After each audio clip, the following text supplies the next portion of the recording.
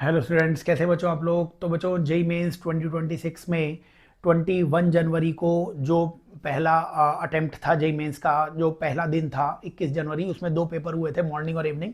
वो दोनों already uploaded है चैनल पे। ये अपन 22 जनवरी को जो मॉर्निंग शिफ्ट थी, 22 जनवरी को जो फर्स्ट शिफ्ट थी, मॉर्निंग शिफ्ट थी, उसके फिजिक्स के सॉल्यूशन और अपन करने वाले हैं इसमें, ठीक है। तो वो सॉल्व करने से पहले बच्चों अपना बहुत ही प्यारा सा फिजिक्स पढ़ो ऐप है। इस फिजिक्स पढ़ो ऐप को आप ज़रूर इंस्टॉल करें। एंड्रॉयड और आईफोन सब पे अवेलेबल है। ये फिजिक्स पढ़ो आप ऐप इंस्टॉल कर सकते हैं। 2,500 में आपको जो फिजिक्स मिलने वाली है बेहतरीन। आप देखेंगे कि जेई मेंस के लगभग 80-90% क्वेश्चन नोट से ही है डायरेक्टली, है ना। तो बहुत बेनिफिशियल है जेई मेंस और नीट दोनों के लिए जो हम लेक्चर आपको प्रोवाइड करेंगे इस ऐप में। चलिए अपन डिस्कशन की जहाँ तक बात है डिस्कस कर लेते हैं। जितने भी अपने को क्वेश्चंस यहाँ पे दिखते हैं जेई मेंस में। चलिए अब आप लोगों को थोड़ा बेटर विजुअल आने लग जाएगा। चलिए बच्चों अपन सॉल्व करना चालू करते हैं क्वेश्चन को। चलिए पहला क्वेश्चन देखिए बच्चों, 22 जनवरी मॉर्निंग शिफ्ट, इसका अपन क्वेश्चन सॉल्व करने वाले हैं। तो क्या बोला हुआ है सबसे पहले क्वेश्चन में, देखिए सबसे पहले क्वेश्चन में आपसे बोला हुआ है बच्चों, three identical coils C1 C2 C3, three identical coils C1 C2 C3 are closely placed such that they share a common axis. तीन कॉइल्स को रखना है, तीन कॉइल्स, ये मैंने कॉइल 1 बनाई C1, ये दूसरी कॉइल बनाई है C2, ये तीसरी कॉइल बनाई है C3, और दे शेयर कॉमन एक्सिस। इन सब की एक्सिस क्या होनी चाहिए थी, सेम होनी चाहिए थी। C2 is exactly Midway, C1 C2 C3, C2 बीचों बीच एग्जैक्टली मिडवे मानना है। C1 carries current I in, C1 carries current I in anti clockwise, C3 carries current I in clockwise, C3 carries current I in clockwise direction and induced current through C2 will be clockwise direction। बताइए C2 में clockwise direction में induced current। अब हमें चाहिए क्या, हमें ये चाहिए कि यहां पे clockwise direction में induced current आ जाए, ये हमें चाहिए। तो किधर किसको मूव कराएं, ऑप्शंस देख लीजिए।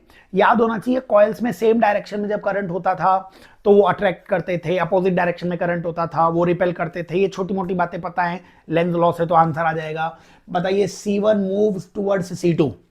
अब C1 मूव टुवर्ड्स, अगर C1 C2 के पास जाएगा, ये इसके पास जा रहा है, इट मूव टुवर्ड्स C2, तो C2 क्या इससे दूर जाना चाहेगा, C2 इससे दूर जाना चाहेगा, मतलब इसे रिपेल करना चाहेगा। और बिकॉज ये इसे रिपेल करना चाहेगा इसलिए इसमें इंड्यूस करंट अपोजिट डायरेक्शन में आना चाहिए, क्योंकि यहां करंट एंटी क्लॉकवाइज है, तो अपोजिट डायरेक्शन में करंट आने के लिए इंड्यूस्ड करंट क्लॉकवाइज में आना चाहिए इस मोशन के कारण, और हमें चाहिए भी क्लॉकवाइज था, तो अभी तक तो ये ऑप्शन सही है। उसके बाद बोला हुआ है C3 moves away from C2। अब C3 moves away, C3 away जा रहा है, दूर जा रहा है, C3 दूर जा रहा है, तो C2 इसको पास बुलाएगा। इसको पास बुलाने के लिए अट्रैक्शन करना चाहेगा, अट्रैक्शन करने के लिए करंट सेम डायरेक्शन में इंड्यूस होगा। अगर ये क्लॉकवाइज था तो यहां भी इंडक्शन क्लॉकवाइज में ही होना चाहिए, और हमें चाहिए भी क्लॉकवाइज था, तो हां इन दोनों मोशन के कारण C2 में जो इंड्यूस करंट आएगा वो क्लॉकवाइज आएगा, यही हमारा आंसर हो जाएगा। सिंपल सा लॉजिक। अगर आपके पास कोई कॉइल्स दिख रहे हैं और दूर जा रहे हैं कॉइल्स तो पास लाइए, पास आ रहे हैं तो दूर ले जाइए, क्योंकि लेंथ लॉ के कारण हमें अपोज करना है, जो भी चेंज हो रहा है उसका अकॉर्डिंगली आंसर आ जाएगा। ठीक है, फर्स्ट इस क्वेश्चन का आंसर आ जाएगा। नेक्स्ट क्वेश्चन की तरफ बढ़ते हैं अपन। चलिए जरा नेक्स्ट क्वेश्चन की तरफ बढ़ते हैं अपन। नेक्स्ट क्वेश्चन में दे रखी हैं रॉड्स X एंड Y। बोलिए बच्चों क्वेश्चन ने क्या बोल रखा है कि rod X and Y of equal dimension, equal dimension मतलब लेंथ और एरिया इनका सेम मानना है अपने को, but of different materials are joined as shown. Different material की ज्वाइन कर रखा है इन्हें। Temperature of A and F, A का टेम्परेचर कितना है 100 डिग्री सेल्सियस और F का कितना है 40 degree Celsius. Given the thermal conductivity of rod X, thermal conductivity rod X is 3 times thermal conductivity of rod Y। तो थर्मल कंडक्टिविटी मतलब Kx की 3 टाइम्स Ky की दी है। Thermal conductivity of rod X is 3 times conductivity of rod Y। Thermal conductivity से resistance निकाल लो। मान low resistance X का वो होता L बाय के ए। रेजिस्टेंस का फॉर्मूला कितना होता था? L बाय के ए होता था। तो रेजिस्टेंस L बाय के। बताओ वाई रॉड का रेजिस्टेंस वो आता L बाय के वाई इंटू ए। L बाय के वाई इंटू ए ये होता। बताइए क्या हो जाएगा ये? L बाय के वाई की जगह के एक्स बाय 3 आ जाएगा, के एक्स बाय 3। और L बाय के एक्स ए उसको अगर मैंने R मान रखा है तो ये 3R आ जाएगा। इसका मतलब X का रेजिस्टेंस अगर मैं R मानता हूं तो Y का रेजिस्टेंस 3R। X का रेजिस्टेंस अगर R मानते हो, X का रेजिस्टेंस R, तो Y का रेजिस्टेंस 3R माना जा सकता है। ये सब दिया हुआ है अपने को। चलो ये बताओ मेरे को, ये 3R और 3R सीरीज में ये 6R हो जाएगा क्या? हाँ, 3R और 3R सीरीज में 6R हो जाएगा। ये R और R सीरीज में 2R हो जाएगा। हाँ, ये 2R हो जाएगा। बताओ ये 6R और 2R पैरेलल में, R1 R2 पैरेलल में कितना होता है? R1 R2 upon R1 plus R2। तो 6R और 2R पैरेलल में कितना होगा? 6R into 2R upon 6R plus 2R, यानी 6 टू जा 12R square by 8R। R से R, 4 से 3R बाय 2, 4 से 3R बाय 2। तो मतलब क्या हो गया? यहाँ पे रॉड्स बना ली मैंने तीनों रॉड्स बना ली हैं। ये पॉइंट ए, ये बी, ये ई और ये एफ। ए और बी का resistance R 100 degree Celsius, B और ई में 3R बाय 2, बी और ई में 3R बाय 2, ई और एफ में 3R, ई और एफ में 3R और वो भी 40 डिग्री सेल्सियस। ई और एफ में 3R वो भी 40 डिग्री सेल्सियस। ये सारी रॉड्स अपन ने बना ली हैं। अपने को बी और ई का टेम्परेचर डिफरेंस निकालना है, कोई बड़ी बात नहीं है, उसको कैलकुलेशन बिल्कुल आसानी से हो जाएगी। आप ये बताओ मेरे को, इन सब में करंट सेम फ्लो करेगा? इन सब में करंट सेम फ्लो करेगा। अब अपन कंडक्शन को ना करंट एक्सिटी की स्टाइल में कर देते हैं। करंट सेम फ्लो करेगा इसमें? करंट अगर सेम फ्लो करेगा तो बताइए क्या V equals to I R पता था तुम्हें? हाँ, V equals to I R पता है। आई से मैं तो पोटेंशियल डिफरेंस का वही रेशियो आएगा जो रेजिस्टेंस का रेशियो आएगा। पोटेंशियल डिफरेंस मतलब टेम्परेचर डिफरेंस। बताओ रेजिस्टेंस का रेशियो कितना है यहाँ पे? इसका रेजिस्टेंस R, दूसरी रॉड का रेजिस्टेंस 3R बाय 2 और तीसरी रॉड का रेजिस्टेंस 3R। यही रेजिस्टेंस आ रहा है। ये R से ये R से ये R कैंसिल। बताओ अगर इसे 2 से मल्टीप्लाई करूं मैं तो 2:6 2:3:6, 2:3:6 ये रेजिस्टेंस का रेशियो आ रहा है। ये रेजिस्टेंस का रेशियो कैसे आया? 2 से मल्टीप्लाई किया तो ये 2 हो गया, 2 से मल्टीप्लाई किया तो 3 बाकी रह गया। अब ये रेजिस्टेंस का रेशियो आया, तो जो रेजिस्टेंस का रेशियो आएगा वही पोटेंशियल डिफरेंस या टेम्परेचर डिफरेंस का रेशियो आएगा। तो बताओ पहली रॉड, ये रही फर्स्ट रॉड, इस फर्स्ट रॉड का टेम्परेचर डिफरेंस कितना होगा?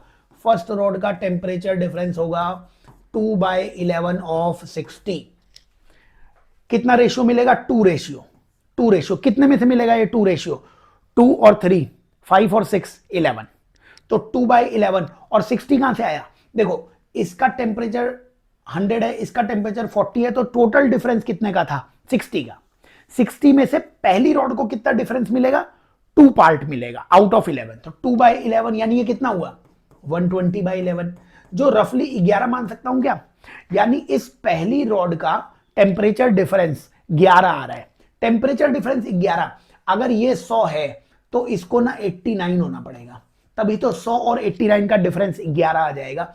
तो बी पॉइंट का टेम्परेचर 89, यानी फोर्थ इस क्वेश्चन का आंसर आ जाएगा। सिमिलरली आप दूसरा, मतलब आंसर ही है कि वैसे तो आप 73 निकाल सकते थे यहां पे, अगर इस लास्ट वाली रॉड का कितना, इसको कितना पार्ट मिलता है लास्ट वाली रॉड को? 6/11 ऑफ 60, यानी 360/11, 360/11। तो ये कितना आ जाता? 11 3 जा 33 के अराउंड आ जाता। तो बताओ इसका टेम्परेचर डिफरेंस 33 है, इसका मतलब इसे 73 होना पड़ेगा, ताकि 73 माइनस 40 30 आ जाए वो।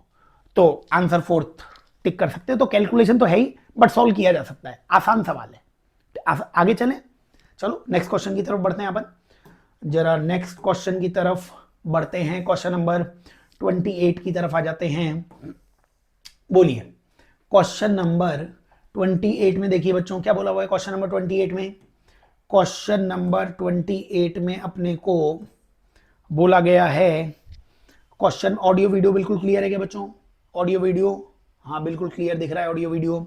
बताइए क्वेश्चन नंबर 28 में क्या बोला हुआ है कि metre bridge with two resistance R1 R2, metre bridge है, two resistance R1 R2 are shown in the figure, was balanced at 40 centimetre. अच्छा, अब ये मीटर ब्रिज है, मतलब टोटल लेंथ इसकी दे रखी है 100 सेंटीमीटर, बैलेंसिंग लेंथ 40, ये 40 है तो इसको कितना मानना पड़ेगा?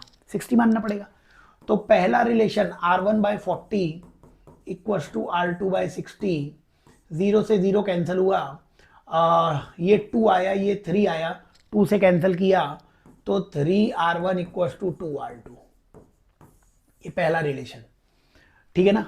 अब बोला हुआ है null point changes to 50 centimetre point P. अब नल पॉइंट 50 पे आ गया तो मैंने वापस से इसको हटाया, और इसको हटाने के बाद बताइए नल पॉइंट जो है वो नल पॉइंट कहां शिफ्ट हो गया? ये नल पॉइंट 50 पे आ गया। अब बताओ अगर ये लेंथ 50 हो जाएगी तो ये लेंथ भी कितनी हो जाएगी? 50। कब? When 16 ohm is connected in parallel to R2, अगर R2 के पैरेलल में 16 लगा दोगे तो 50 आ रही है बैलेंसिंग लेंथ। अभी भी वही formula, R1 by balancing length, R1 by balancing length 50, और ये R2 और 16 पैरेलल में कितना हो जाएगा? R2 into 16 upon R2 plus 16 upon 50। बताओ ये 50 से 50 क्या हो जाएगा? कैंसिल। हमें क्या मिल जाएगा यहां से answer? R1 equals to R2 into 16 upon R2 plus 16, ये मिल जाएगा। बताइए R1 की वैल्यू, हम यहां से R1 की वैल्यू कुछ लिख सकते हो क्या? R1 की वैल्यू 2R2 बाय 3, तो R1 की जगह क्या लिखेंगे? 2R2 बाय 3, 2R2 बाय 3, ठीक है क्या? यहां से इसे सॉल्व कर लो आप, कुछ आंसर दिख जाएगा आपको। ये R2 से R2 कैंसिल हो गया, ये 2 8 जा 16, 8 3 जा 24 equals to R2 plus 16, R2 की वैल्यू 8, R2 की वैल्यू 8, R2 की वैल्यू 8 ऐसा एक ही ऑप्शन में दिया हुआ है, और R2 की वैल्यू 8 यहां पे रखोगे, R2 की वैल्यू यहां पे 8 रख देते तो 16/3 R1 भी आ जाता। तो आसानी से ये क्वेश्चन भी, मीटर ब्रिज के क्वेश्चंस जेईई मेंस नीट में खूब आते हैं, तो इनको बहुत अच्छे से आना चाहिए अपने को, ठीक है। चलिए नेक्स्ट क्वेश्चन की तरफ बढ़ते हैं अपन, जरा क्वेश्चन नंबर 29 को देख लेते हैं। बोलिए क्वेश्चन नंबर 29 क्या बोला हुआ है? क्वेश्चन नंबर 29 में बोला हुआ है कि given below two statements, pressure of a fluid is exerted only on solid surface in contact as the fluid pressure does not exist everywhere in still fluid। बच्चों ये तो लिखना ही पड़ेगा मेरे को, ये तो रॉन्ग है, ये तो फॉल्स है। पास्कल लॉ पढ़ा है क्या? पास्कल लॉ क्या था कि भैया किसी एक पॉइंट पे प्रेशर चेंज करोगे तो लिक्विड के हर एक पॉइंट पे वो प्रेशर चेंज आएगा। ये तो कह रहा है केवल जो प्रेशर आएगा फ्लूइड का वो केवल सॉलिड सरफेस पे आएगा। अरे सॉलिड सरफेस पे नहीं आएगा, लिक्विड के हर एक पॉइंट पे प्रेशर चेंज होगा। ये गलत हो गया स्टेटमेंट, ठीक है क्या? फिर क्या बोला है? Excess potential energy of molecules on the surface of liquid when compare to interior result in surface tension. सही बात है। दूसरा स्टेटमेंट ट्रू है, पहला स्टेटमेंट फॉल्स है। फर्स्ट इस क्वेश्चन का आंसर आ जाएगा। बच्चों सरफेस टेंशन आता क्यों है? क्योंकि जो सरफेस पे मॉलिक्यूल्स होते हैं ना, उन पे इनवर्ट फोर्स लग रहा होता है, इनवर्ट कोहेसिव फोर्स लग रहा होता है, और फोर्स इनवर्ट लग रहा होता है तो वो फोर्स के अगेंस्ट सरफेस को बनाते हैं, इसलिए फोर्स के अगेंस्ट जाने पे उनकी एनर्जी ज्यादा हो जाती है। सरफेस अपनी एनर्जी कम करने के लिए श्रिंक करना चाहता है, वो हमेशा एक स्ट्रेच्ड मेम्ब्रेन की तरह एक्ट करता है, उसी को सरफेस टेंशन कहते हैं। वही बातें यहाँ पे बोली हुई हैं। सेकंड स्टेटमेंट सही है। आगे चलें तो थ्योरेटिकल क्वेश्चन जो भी आए उनको भी जरूर आप सॉल्व कर सकते हो। चलिए क्वेश्चन नंबर 30 की तरफ आ जाते हैं। बोलिए क्वेश्चन नंबर 30 में electric field in a region is given by E. बोलिए इलेक्ट्रिक फील्ड कितना दिया हुआ है? इलेक्ट्रिक फील्ड दिया हुआ है AX, ए की वैल्यू 10x आई कैप, बी की value 5y j cap. If electric potential at point 10,20, potential 10,20 पे कितना दिया हुआ है? 500।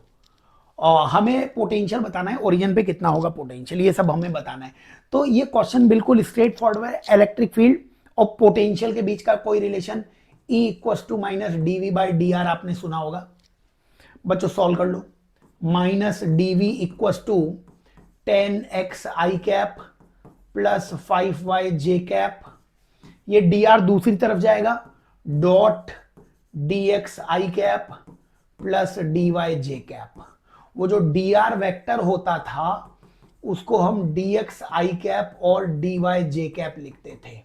ये हमने वर्क पावर एनर्जी से लेके आपको हर टॉपिक्स में बताया हुआ है। तो dr उधर गया, डॉट में मल्टीप्लाई हो गया, इसका इंटीग्रेशन कर लेंगे, आंसर आ जाएगा। चलो थोड़ा सा और सॉल्व करके दिखाऊं क्या इसे।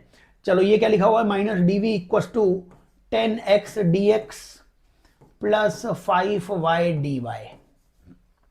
ये मैंने इसको कर लिया मल्टीप्लाई, आई के नंबर को आई के नंबर से डॉट किया, जे के नंबर को जे के नंबर से डॉट किया, ठीक है। चलिए इसके बाद हमें ना इसमें इंटीग्रेशन करना पड़ेगा। हमने कर दिया इसका इंटीग्रेशन, कहां से कहां तक, एक पॉइंट है 0,0 और एक पॉइंट है 10,20, ठीक है। अब ये माइनस लगा हुआ है, माइनस। अब बताओ dv का इंटीग्रेशन क्या होगा, dv का इंटीग्रेशन v होगा। तो potential at point 10,20 minus potential at point 0,0। ये हमने dv का इंटीग्रेशन किया, dv का इंटीग्रेशन v आएगा। अपर लिमिट डालोगे तो पोटेंशियल इस पॉइंट का माइनस पोटेंशियल ओरिजिन का इक्वस टू, यहां पे भी वही लिमिट लगी हुई है, यहां पे भी। अब x कहां से कहां तक चेंज हो रहा है, देखो x 0 से 10, x 0 से 10 और y 0 से 20। सॉल्व कर लो इसे। x की पावर 1 का इंटीग्रेशन कितना होता है, एक्स स्क्वायर बाय 2, तो कितना आ जाता है वो 5x स्क्वायर, जिसकी लिमिट 0 से 10 है, प्लस y की पावर 1 का integration y square by 2, 5y square by 2, उसकी लिमिट भी 0 से 20 तक, ठीक है क्या। बताइए माइनस पोटेंशियल, ये ओरिजिन का पोटेंशियल तो 0 दिया हुआ है, लिखा हुआ है ना, if electric potential at point this is 500, नहीं 0 नहीं, वो तो निकालना ही है हमें ना। तो ये बताओ माइनस पोटेंशियल 10,20 का ये दिया हुआ है 500, तो ये तो मैंने 500 लिख दिया। पोटेंशियल 10,20 का कितना है 500, और पोटेंशियल 0,0 का वो आपको कैलकुलेट करना है, वो 0 नहीं है, वही तो हमें कैलकुलेट करना है गुरुदेव। क्या कैलकुलेट करना है, यही कैलकुलेट करना है 0,0 का पोटेंशियल। तो 10,20 का पोटेंशियल 500 लिख दिया, इक्वल टू 5, बोलो 10 रखोगे तो अपर लिमिट रख दी यहां पे, तो 10 का स्क्वायर 100 हो जाएगा, प्लस 5/2, और 20 का स्क्वायर कितना आ जाएगा, 400 आ जाएगा। तो कितना आ रहा है यहां से बोलो, माइनस 500 और प्लस पोटेंशियल एट 0,0 जो तुम्हें निकालना है बराबर 500 प्लस 1000, ये 400/2 कितना होगा, 200 इंटू 5, ये माइनस 500 भी उधर, तो 0,0 का पोटेंशियल वो 2000 वोल्ट आ रहा है। फिर तो माइनस 500 उधर चला जाएगा, 1000 और 1000 2000 2000 जैसा कोई ऑप्शन दिख रहा है, 1 इस क्वेश्चन का आंसर आ जाएगा। तो फॉर्मूला अप्लाई करना है, E equal to minus dv by dr apply कीजिए, सॉल्व करेंगे, आंसर आ जाएगा। आगे बढ़े, चलिए नेक्स्ट क्वेश्चन की तरफ बढ़ते हैं अपन, क्वेश्चन नंबर 31 की तरफ आ जाते हैं। क्वेश्चन नंबर 31 में क्या बोला हुआ है बच्चों, 31 में बोला हुआ है a simple pendulum has a bob of mass m। Simple pendulum, एक ये मैंने सिंपल पेंडुलम बना दी, simple pendulum of mass m and charge q।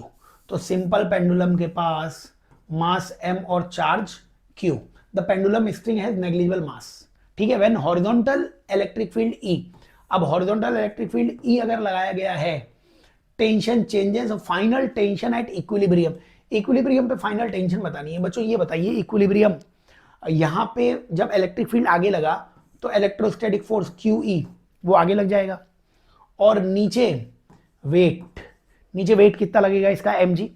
बताइए नेट फोर्स इनके बीच में कितना आएगा, नेट फोर्स आएगा 90 डिग्री पे mg का स्क्वायर प्लस QE का स्क्वायर, ये नेट फोर्स आएगा। तो लास्ट में एक्चुअली बात ऐसी हो गई कि जब आपने इलेक्ट्रिक फील्ड लगाया तो इस पे आगे की तरफ क्या लग रहा था, QE, नीचे की तरफ क्या लग रहा था, mg। इनका नेट रिजल्टेंट फोर्स इधर कितना आ गया, mg का स्क्वायर प्लस QE का स्क्वायर, ये नेट फोर्स आया। और इसको बैलेंस कौन करेगा, इसको बैलेंस करने के लिए अपोजिट डायरेक्शन में क्या आ रही होगी, टेंशन। और ये इक्विलिब्रियम में है तो टेंशन की वैल्यू आपको कितनी बोलनी पड़ेगी, रूट mg का स्क्वायर प्लस QE का स्क्वायर, यही आपको टेंशन बोलनी पड़ेगी। क्या ऐसा कोई ऑप्शन दिया हुआ है mg का स्क्वायर प्लस QE का स्क्वायर? 31 का आंसर थर्ड वो आ जाना चाहिए था। ठीक है, चलिए आगे चलते हैं, अपन नेक्स्ट क्वेश्चन की तरफ बढ़े। बोलिए जरा, हम क्वेश्चन नंबर 32 की तरफ आ जाते हैं। बोलो 32 नंबर के क्वेश्चन में क्या कहा हुआ है? 32 नंबर के क्वेश्चन में हमसे कहा हुआ है कि escape velocity of a spherical planet is 10, the escape velocity of another planet whose density और रेडियस। अब एस्केप वेलोसिटी की डेंसिटी और रेडियस की बात कर रहे हैं। बोलो एस्केप वेलोसिटी का फॉर्मूला √2gr होता था, √2gr होता था। ये बताइए आप मेरे को, एस्केप वेलोसिटी में ये जो स्मॉल जी होता है, स्मॉल जी का एक और फॉर्मूला होता था 4/3 पाई रो आर जी इंटू आर। तो मैंने ना स्मॉल जी को लिख दिया। मेरे को कौन कौन सी टर्म बनानी है? डेंसिटी और रेडियस। अब डेंसिटी और रेडियस के अलावा बाकी जो भी टर्म्स है, देखो 2 कांस्टेंट है, इसको हटाओ, 4/3 पाई जी, ये सब कांस्टेंट है। तो यहां से v is proportional to root rho into R square आ रहा है। v is proportional to root rho into R square. अब बोला हुआ है कि another planet B whose density and radius are 10%। अब डेंसिटी और रेडियस दोनों को 10% कर दिया। तो ये बताओ कि वेलोसिटी कितने टाइम्स हो जाएगी? क्या वेलोसिटी आर रूट रो होती थी?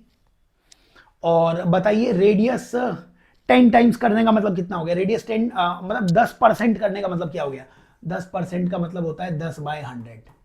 10/100 का मतलब होता है 1/10। तो रेडियस कितनी होगी? 1/10 टाइम्स।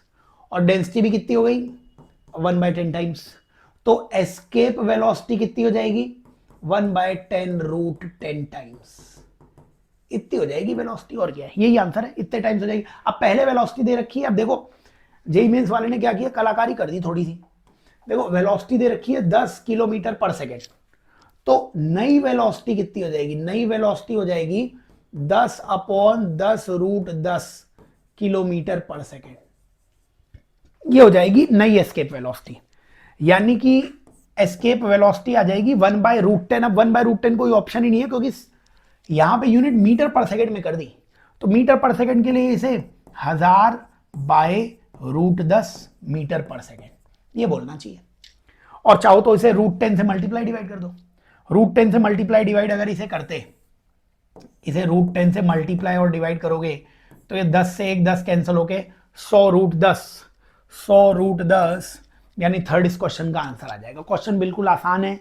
हाँ, यूनिट्स जरूर आपको देखनी पड़ेगी कि यूनिट्स क्या दी हुई हैं, अकॉर्डिंगली उसे सॉल्व करेंगे तो आंसर आ जाएगा।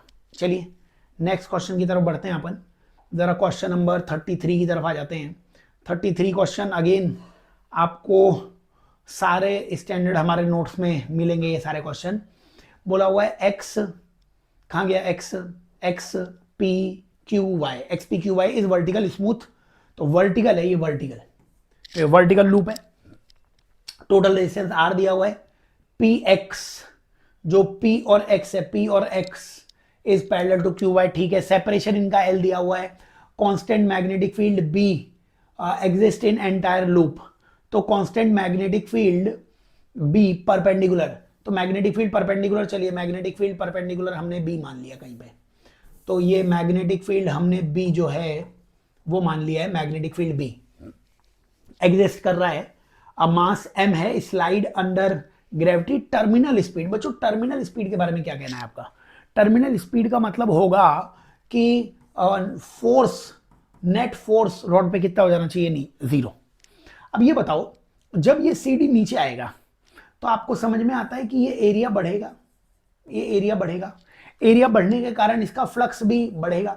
मान लिया मैग्नेटिक फील्ड अंदर की तरफ होता, मैग्नेटिक फील्ड अंदर की तरफ होता, तो जैसे जैसे ये रॉड नीचे आएगी अंदर की तरफ मैग्नेटिक फील्ड बढ़ रहा है, तो इंड्यूस्ड करंट ऐसे आएगा, induced current anti clockwise direction में आ जाएगा।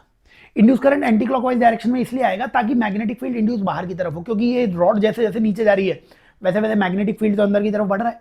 तो मैग्नेटिक फील्ड बाहर की तरफ बढ़ाने के लिए इसमें करंट ऐसे ही आना चाहिए। तो करंट एंटी क्लॉकवाइज डायरेक्शन में आएगा। अब करंट अगर इधर आ गया तो बताइए फोर्स ILB की डायरेक्शन किधर आएगी? IL क्रॉस B, L इधर, B अंदर, ILB ऊपर। तो मैग्नेटिक फोर्स ऊपर कितना लग रहा होगा, मैग्नेटिक फोर्स ऊपर ILB का लग रहा होगा, नीचे वेट लग रहा होगा mg का। तो अगर तुम टर्मिनल स्पीड की बात करते हो तो तुम्हें नेट फोर्स 0 करना पड़ेगा, ऊपर मैग्नेटिक फोर्स नीचे वेट, ऊपर मैग्नेटिक फोर्स नीचे वेट। मैग्नेटिक फोर्स आएगा ILB, और ILB और mg को बराबर करना पड़ेगा। I की वैल्यू कितनी लिखोगे, करंट की वैल्यू V/R होती है, और जो बैटरी का इंड्यूस्ड EMF आता था वो BLV/R आ जाएगा। याद रखना इंड्यूस्ड EMF BLV तभी होता है जब BL और V तीनों आपस में म्यूचुअली परपेंडिकुलर हो, हैं BLV तीनों परपेंडिकुलर है, लेंथ x डायरेक्शन में है, V y डायरेक्शन में है, B z डायरेक्शन में है, तो इंड्यूस करंट BLV/R है। तो लिख दिया यहां पे इंड्यूस करंट की वैल्यू क्या लिख दी, BLV/R, और L इंटू बी बराबर mg। अपने को वेलोसिटी पूछी हुई, आगे यहां से वेलोसिटी का आंसर बोलिए। ये कितना लिखा हुआ है, B² L² V/R बराबर mg। तो यहां से V की वैल्यू कितनी आ जाएगी, mgr/B² L², mgr/B² L²। ये फर्स्ट इस क्वेश्चन का आंसर आ जाएगा 33 का। ठीक है, तो अच्छे से सॉल्व कर लें, क्वेश्चंस बिल्कुल अच्छे हैं। जेई मेंस 22 जनवरी का मॉर्निंग शिफ्ट का सॉल्यूशन चल रहा है, करें आगे क्वेश्चन सॉल्व। चलिए नेक्स्ट क्वेश्चन की तरफ चलते हैं अपन। 33 के आगे आए, क्वेश्चन नंबर 34। अब unit dimension, error measurement, significant figure, इन सब के क्वेश्चन हर साल कई आते हैं। जरूर आप जो भी पेपर देने जाएं ये क्वेश्चन सही जरूर करके आए। चलो एक एक हम ऑप्शंस मिलाने का प्रयास करते हैं। स्प्रिंग कांस्टेंट, तो फोर्स इक्वल्स टू के एक्स, एफ इक्वल्स टू के एक्स होता है, के कितना हो जाएगा F/x, एफ कितना होता था mlt-2, एक्स कितना होता था L mt-2, mt-2 सेकेंड। तो ए का आंसर आ जाएगा सेकेंड, ए का आंसर सेकेंड, ए का आंसर सेकेंड, यानी कि आंसर 2 या 4 में से आ जाएगा। बी है थर्मल कंडक्टिविटी। थर्मल कंडक्टिविटी कैसे निकालोगे, क्या dq/dt इक्वल्स टू के ए d(θ/dx), ऐसा कुछ पता है आपको। अब dq, q मतलब mL2T-2 एक एनर्जी है, अपॉन T आ गया, K की हमें चाहिए thermal conductivity, K area L², ये d(θ) ये केल्विन है ना, तो K लिख रहा हूं, लेकिन ये थर्मल कंडक्टिविटी इसी को K0 लिख देता हूं, ये थर्मल कंडक्टिविटी K0, और वो K किसके लिए, मैंने डेल्टा थीटा टेम्परेचर की डायमेंशन केल्विन लिख रही है, और यहां पे एक L। देखो ये L² से ये L² कैंसिल हो गया, और K0 की डायमेंशन कितनी आ रही है, K0 की डायमेंशन बोलो, ये m और t-3, m और t-3, m और t-3, और L मल्टीप्लाई हो जाएगा, हाँ L मल्टीप्लाई हो जाएगा, और K नीचे आके K की पावर -1, mt-3, mt-3 L के -1, फोर्थ आंसर आ रहा है, तो फोर्थ आंसर आ जाएगा। तो फोर्थ आंसर बी का फोर्थ, यानी सेकंड आंसर ही आ जाएगा इसका। अब वो आपको और चाहिए, मैं और डायमेंशन निकाल देता हूं, बट आंसर तो फोर्थ आ चुका है ना, क्योंकि यहां पे तो बी का 1 आंसर दिया हुआ था। और किसका चाहिए, Boltzmann constant. Boltzmann constant equipartition law, energy 3/2 kT, her degree of freedom के पास एनर्जी kT/2 है, तो एनर्जी 3/2 kT, 3/2 हटाओ, के बोल्ट्जमैन कांस्टेंट है, उसको E/T लिख सकते थे। E कितना होता था mL2T-2, ये T मतलब केल्विन, तो mL2T-2 K-1, यानी फर्स्ट आ जाएगा, इसका फर्स्ट आ जाएगा। और इंडक्टिव रिएक्टेंस, बट जो इंडक्टिव रिएक्टेंस मतलब XL, XL खुद रेजिस्टेंस के जैसे ही होता था, XL की डायमेंशन रेजिस्टेंस के जैसी होती थी। रेजिस्टेंस की डायमेंशन आपको जब भी निकालनी हो, हीट का फॉर्मूला I²RT, तो रेजिस्टेंस की डायमेंशन तुम हीट अपॉन I²T से निकाल लिया करो। और हीट एक प्रकार की एनर्जी है, mL2T-2, नीचे A2 और नीचे T, तो कितना आ जाएगा mL2T-3, mL2T-3 A-2, यानी थर्ड आंसर आ जाएगा। ठीक है, तो सारी डायमेंशन मैंने कैलकुलेट करवा दी है, बट आंसर तो बहुत ही आसानी से आ सकता था। चले आगे, चलिए नेक्स्ट क्वेश्चन की तरफ बढ़ते हैं अपन। क्वेश्चन नंबर 35 की तरफ आ जाते हैं। बोलिए क्वेश्चन नंबर 35 में क्या बोला हुआ है अपने से। क्वेश्चन नंबर 35 में minimum frequency of photon required to break a particle of mass this into 4 alpha particle. तो एक मास है, ये मास कितना दिया हुआ है 15.348 AMU। इससे हमें 4 अल्फा पार्टिकल्स बनाने हैं, 4 अल्फा पार्टिकल्स, ठीक है ना। अल्फा पार्टिकल मतलब हीलियम न्यूक्लियस। तो ये 4 अल्फा पार्टिकल्स का मास कितना होगा 4 इंटू अल्फा पार्टिकल का मास कितना दिया हुआ है 4.002। ये कितना आया 16.008 AMU, ठीक है। तो बताइए ये मास बढ़ रहा है ना, हमें एनर्जी देनी पड़ेगी इसे। तो एनर्जी जब हम इसे देंगे तभी तो इसकी एनर्जी बढ़ पाएगी। मास बढ़ने का मतलब एनर्जी बढ़ गई, क्योंकि E इक्वल टू MC² वगैरह होता था। तो कितने का मास डिफेक्ट आया, अगर मैं यहां से आपसे पूछता मास डिफेक्ट कितने का आया, मास डिफेक्ट, तो मास डिफेक्ट आएगा 16.008 माइनस 15.348 माइनस 15.348, इतने का मास डिफेक्ट आया। तो कितने का आ रहा है ये मास डिफेक्ट 16.008 माइनस 15.348, कितने का आ रहा है मास डिफेक्ट। 8 में से 8 0, 10 में से 4 6, 9 में से 3 6। तो मास डिफेक्ट तुम्हारा आ रहा है 0.66 AMU का। एक AMU में इतने किलोग्राम है, तो मास डिफेक्ट किलोग्राम में कितना आएगा बोलो। मास डिफेक्ट आ रहा है 0.66 इंटू 1.66 इंटू 10⁻⁻27 किलोग्राम में, इतने का मास डिफेक्ट आ रहा है।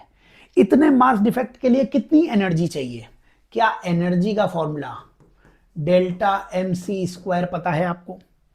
तो क्या एनर्जी का फॉर्मूला डेल्टा M कितना आया 0.66 है ना, 0.66 इंटू 1.66 इंटू 10⁻⁻27 इंटू C का स्क्वायर। अब C की वैल्यू कितनी है 3 इंटू 10⁸8, उसका स्क्वायर करोगे 3 3 9 इंटू 10⁻16। बच्चों इतनी एनर्जी देनी पड़ेगी, वो एनर्जी फोटोन दे रहा है, तो इस एनर्जी को h न्यू के बराबर होना चाहिए, इस एनर्जी को h न्यू के बराबर होना चाहिए। और अपने को फ्रीक्वेंसी निकालनी है, तो h को नीचे ले जा रहा हूं मैं, इतनी एनर्जी देनी पड़ेगी। कौन देगा ये एनर्जी, अगर ये एनर्जी टेम्परेचर दे रहा होता तो हम इसे थर्मल एनर्जी के बराबर कर रहे होते, ठीक है ना। अभी ये एनर्जी फोटोन दे रहा है तो उसको h न्यू के बराबर कर दो। अब देखो h नीचे डिवीजन में ले जा रहा हूं मैं, तो यहां पे फ्रीक्वेंसी कितनी आ जाएगी, h को डिवाइड कर दिया, और h बोल्ट्जमैन कांस्टेंट कितना मानना है 6.6 इंटू 10⁻34। ये हमारे पास फ्रीक्वेंसी का आंसर आने वाला है, ठीक है क्या। अब ये बताओ, ये 10⁻16 था ना, 10⁻16, इसे मैं 10⁻15 कर रहा हूं, और ये डेसिमल हटा के 6.6। तो ये डेसिमल अगर 6.6 किया मैंने, 6.6 और 6.6 कैंसिल हो जाएगा, बस ये 10⁻16 की जगह क्या हो जाएगा 10⁻15। तो बताओ फ्रीक्वेंसी दिख कितनी रही है, फ्रीक्वेंसी का आंसर कितना दिख रहा है आपको। फ्रीक्वेंसी में 1.66 इंटू 9, 1.66 इंटू 9, ये मैंने कैंसिल नहीं किया, ये मैंने लिख लिया, तो ये मैंने यहाँ पे मार्क कर दिया उन्हें कि ये लिख दिया मैंने। 10⁻34 ऊपर आएगी, तो 34 और 15 ऐड हो जाएगा, 34 और 15 49 हो जाएगा।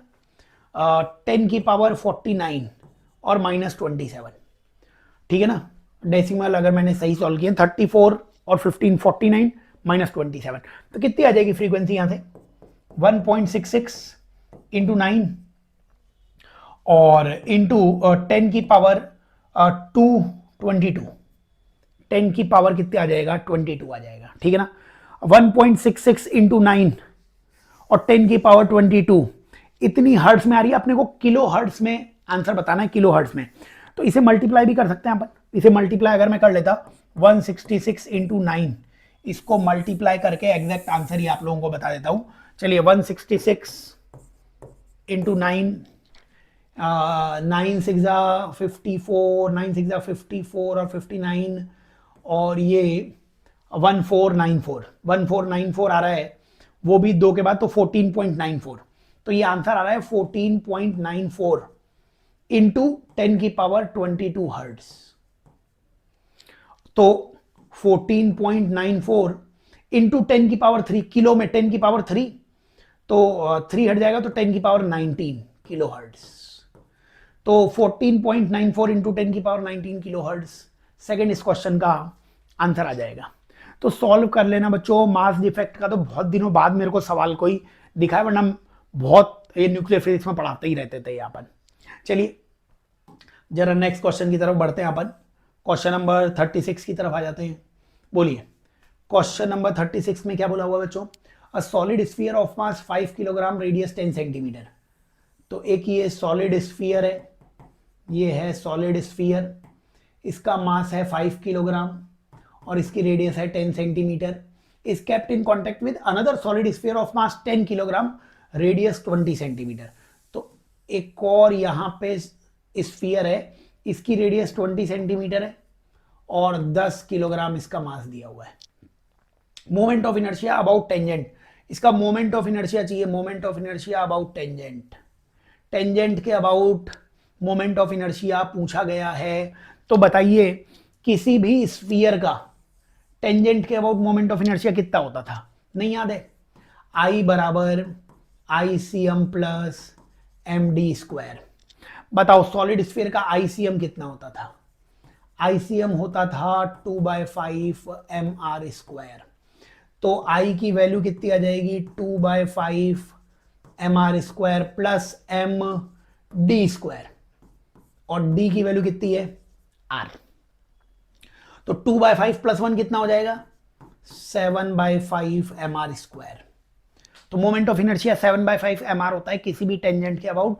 तो आंसर क्या लिख दें अपन? 7/5 इस एक्सिस के अबाउट मोमेंट ऑफ इनर्शिया इस स्फीयर का कितना होगा?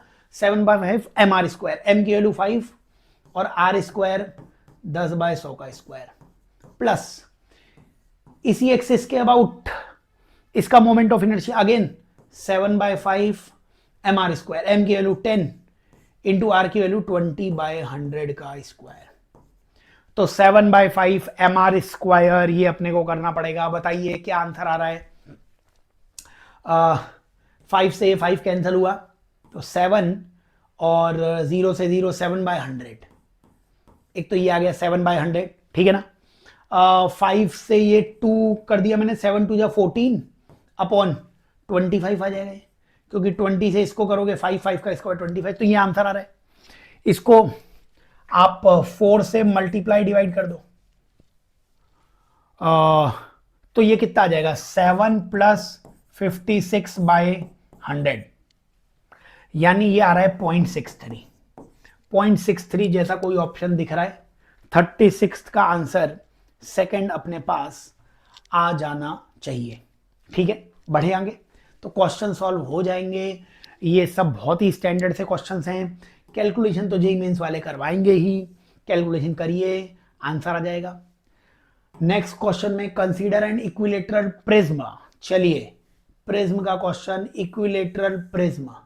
ये इक्विलेटरल प्रिज्म है जिसका रिफ्रैक्टिव इंडेक्स √2 है। A ray of light is incidented on its one of surface at certain angle I। अब इसमें क्या हुआ कि ये मैंने नॉर्मल बनाया, इस नॉर्मल से कोई लाइट आई है जो कितने एंगल I पे आई है, इंसिडेंट हुई है। If emergent ray is found to graze along other surface, तो ये रे ऑफ लाइट इधर आई, ये इधर गई और इधर से ग्रेज कर गई। ग्रेज कर गई मतलब सरफेस को टच करते हुए निकल गई। The angle of refraction at the incidence surface. चलिए यहां पे ये R1 मान लिया मैंने, इसे R1, ये मान लिया मैंने R2, और ये एंगल 60 डिग्री। ये सारे एंगल 60 डिग्री होंगे क्योंकि इक्विलेटरल प्रिज्म दिया हुआ है। हमें बताना है रिफ्रैक्शन का angle of the incident surface, मतलब R1 की वैल्यू हमें पूछी गई है। R1 की वैल्यू बच्चों ये आपको पता ही होगा, A की वैल्यू R1 प्लस R2 होती है। A आपको पता है, R2 भी निकाल सकते थे। बताओ इस पॉइंट पे स्नेल्स लॉ लगाओ। इस पॉइंट पे स्नेल्स लॉ अगर मैं लगाता तो म्यू कितना है? √2 साइन R2 बराबर साइन 90। ग्रेज हो गया ना, तो बाहर साइन 91 आ गया। तो यहां से साइन R2 की वैल्यू 1/√2, यानी R2 की वैल्यू 45 डिग्री। R2 की वैल्यू अगर 45 डिग्री है तो आंसर आ गया 60 equals to R1 plus 45 R1 की वैल्यू 15 डिग्री आंसर आ जाएगा। बहुत ही आसान सा सवाल, बट फंडे आपके क्लियर होंगे तभी आसान लगेगा सवाल। आगे बढ़े, नेक्स्ट क्वेश्चन की तरफ चलें। ऑडियो वीडियो बिल्कुल क्लियर आ रहा है क्या? चलिए नेक्स्ट क्वेश्चन की तरफ बढ़ते हैं अपन। क्वेश्चन नंबर 37 के बाद क्वेश्चन नंबर 38 पे आ गए हैं अपन। चलिए क्वेश्चन नंबर 38 ग्रेविटेशन की याद दिला रहा है। नेट ग्रेविटेशनल फोर्स, बोलिए। Net gravitational force at the centre of square is found to be F1 when the 4 particles are placed as shown. बताओ यहां पे नेट ग्रेविटेशनल फोर्स सेंटर पर, net gravitational force at the centre. अब ये बताओ centre पे ना मैंने कोई मास रख दिया स्मॉल m, ठीक है, तो सारे मासेस कितना कितना फोर्स लगाएंगे वो अपन देख लेते हैं। बोलो ये मास m, इस m को अट्रैक्ट करेगा किस फोर्स से? F फोर्स से। F की वैल्यू कितनी हो जाएगी? Gmm/r²। वो सेंटर से कॉर्नर के बीच की डिस्टेंस r मान ली मैंने। ये 3m भी इस m को अट्रैक्ट करेगा किस फोर्स से? 3f फोर्स से। 3f कैसे आ गया? अरे मास 3 टाइम्स हो गया ना, तो ये कोई भी एक मास अगर 3 टाइम्स हो जाएगा तो फोर्स भी कितना हो जाएगा? 3 टाइम्स। ये 2m, ये भी इसे अट्रैक्ट करेगा किससे? 2f से। जब m मास के कारण फोर्स f है तो 2m के कारण 2f फोर्स हो जाएगा। मास के प्रोपोर्शनल आ गया ना ये फोर्स। देखो g कांस्टेंट है, सेंटर का मास कांस्टेंट है, डिस्टेंस कांस्टेंट है, तो फोर्स जो कॉर्नर पे मासेस है उनके प्रोपोर्शनल है। ये 4m इसे 4 टाइम्स फोर्स से अट्रैक्ट करेगा। तो बताओ इस मास m की स्थिति क्या हो गई? इस मास m पे 4f और 2f, इधर लग रहा होगा 2f, और f और 3f इधर भी लग रहा होगा 2f। 2f और 2f 90 डिग्री पर, तो f1 की वैल्यू आ जाएगी 2f√2। 90 डिग्री पे रिजल्टेंट कितना आता था? f√2 आता था। तो 2f और 2f के बीच में एंगल 90 डिग्री है, स्क्वायर्स के डायगोनल परपेंडिकुलर होते हैं। तो ये शुरुआत का फोर्स F1 आ गया। अब क्या बोला हुआ है?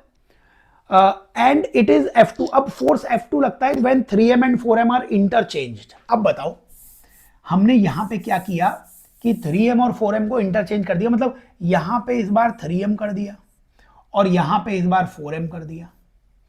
अब वही सेंटर पे मास m है, लेकिन अब फोर्स F2 लग रहा है।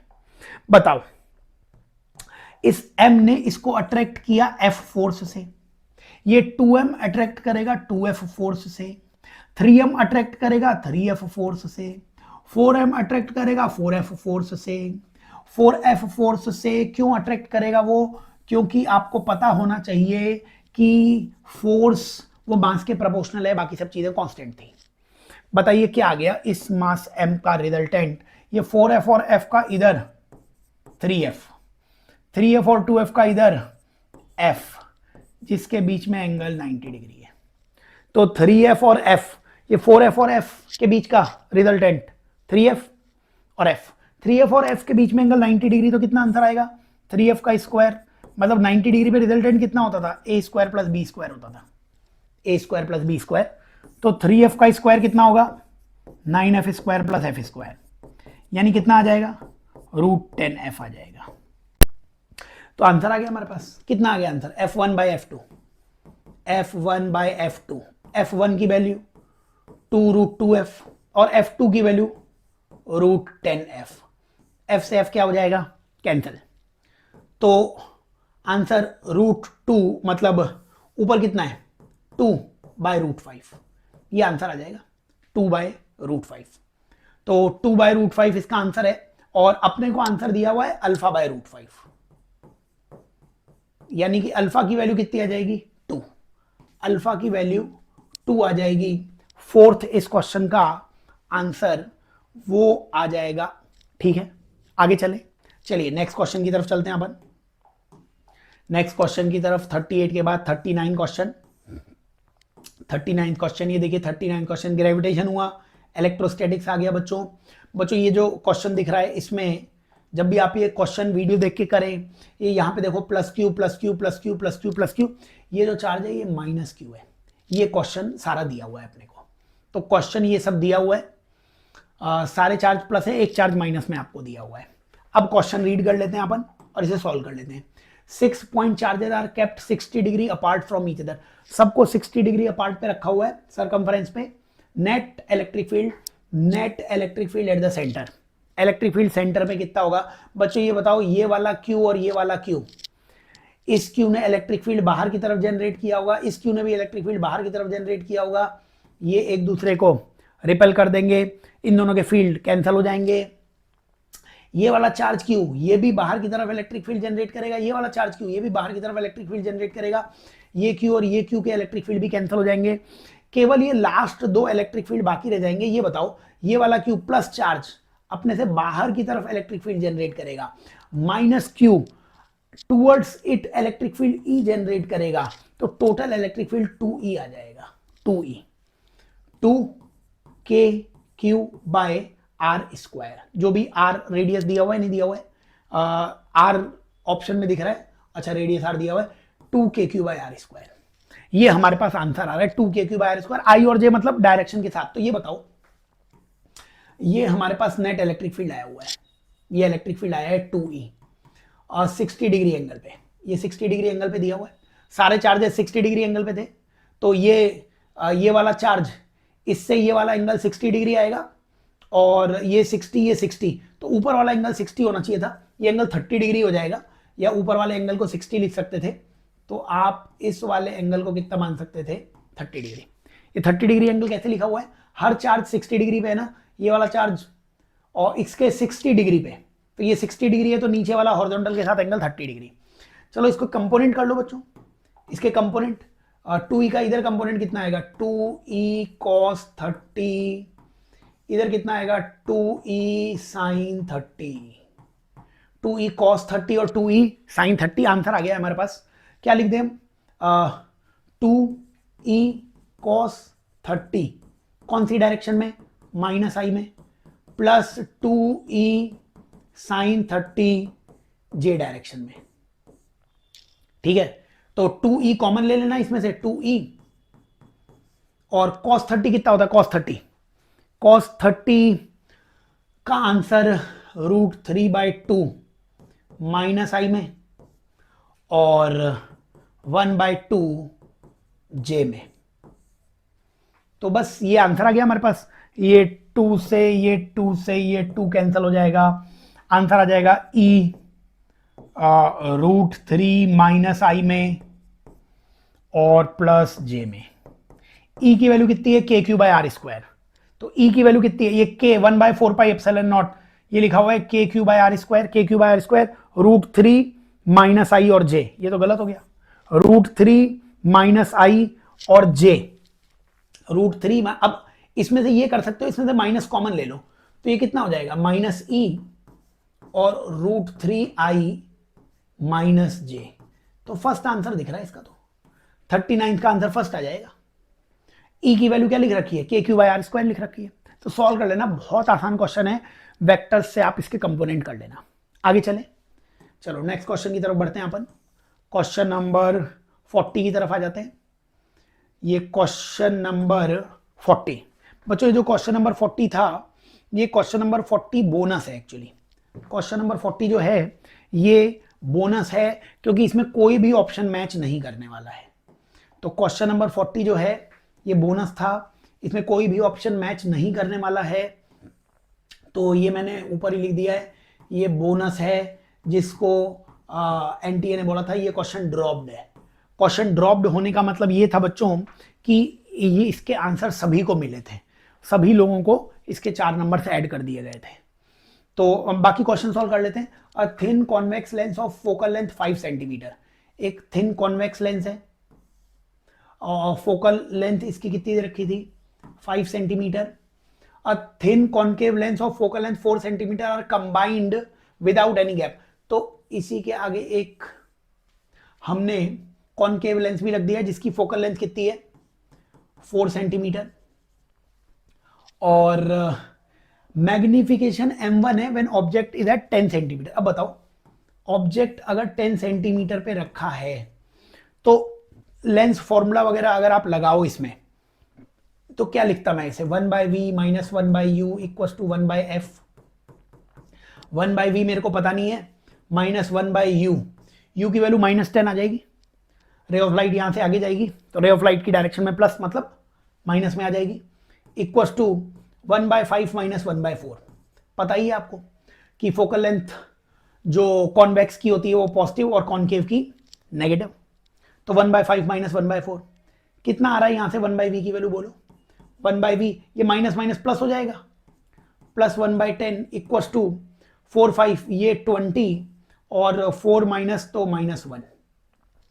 यानी यहां से 1/v की वैल्यू कितनी आ रही है, 1/v की वैल्यू आ रही है -1/20 -1/10, -1/20 और -1/10। यानी कि अगर इसका एलसीएम में ले लूं 20, एलसीएम इसका 20 ले लें तो -1 -2 यानी v की वैल्यू -20/3 आ रही है। v की वैल्यू कितनी आ रही है -20/3 और v की वैल्यू -20/3 आ रही है। तो बताओ इसका मैग्निफिकेशन कितना आता है इस केस में। मैग्निफिकेशन v/u अगर तुम लगाओ तो u की वैल्यू कितनी थी -10, तो v की वैल्यू तुमने कितनी निकाली थी -20/3, तो -20/3 और -10, तो माइनस से माइनस कैंसिल, 0 से 0, m1 की वैल्यू 2/3 आ गई, m1 की वैल्यू 2/3। तो ये मैग्निफिकेशन पहले प्रोसेस का हमने निकाल लिया, ठीक है। फिर इसमें क्या बोला हुआ है, फिर इसमें बोला हुआ है कि when object is placed at 10 centimetre before the convex lens, ठीक है। अब keeping the position of convex lens and object undisturb, अब जो ऑब्जेक्ट है वो कॉन्वेक्स लेंस से अभी भी कितनी डिस्टेंस पे है 10 सेंटीमीटर पे है और 1 सेंटीमीटर का गैप बना दिया। अब ना 1 सेंटीमीटर का गैप बना दिया तो तुम्हें लेंस फॉर्मूला 2 बार लगाना पड़ जाएगा। और अब ना नया मैग्निफिकेशन कितना हो गया m2 हो गया और m1 m2 आपको आंसर चाहिए। तो क्वेश्चन पहले इन दोनों लेंसेज को बिल्कुल साथ में रखा हुआ है, बाद में इन लेंसेज के बीच की सेपरेशन बढ़ा दी गई है। चलिए इस पहले वाले लेंस के लिए अगर इक्वेशन लगाते हैं हम 1/v माइनस 1/u 1/f, तो 1/v माइनस 1/-10 तो -10 ही रहेगा, इक्वल्स टू 1/5 फोकल लेंथ, तो 1/5 ये मैंने यहां पे लिख दिया 1/5।